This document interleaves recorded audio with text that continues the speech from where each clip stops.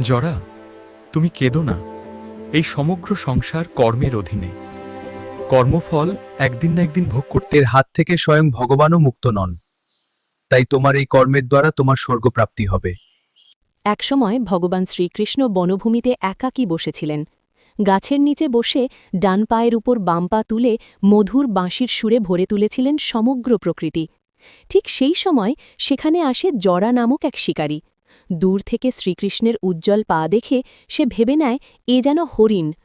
ভুলবশত সে ছুঁড়ে দেয় এক তীর, আর সেই তীর সোজা গিয়ে বিদ্ধ করে শ্রীকৃষ্ণের পা। সেই মুহূর্তেই দ্বারকায় শুরু হয় ভয়ঙ্কর বন্যা, কারণ এই লীলার পেছনে লুকিয়ে আছে পূর্বজন্মের কর্মফল। ত্রেতাযুগে ভগবান শ্রীরাম বালিকে গোপনে বধ করেছিলেন। তখন বালির পত্নী ক্রোধে অভিশাপ দেন, যেভাবে তুমি আমার স্বামীকে হত্যা করেছ সেভাবেই পরবর্তী জন্মে তোমারও মৃত্যু হবে।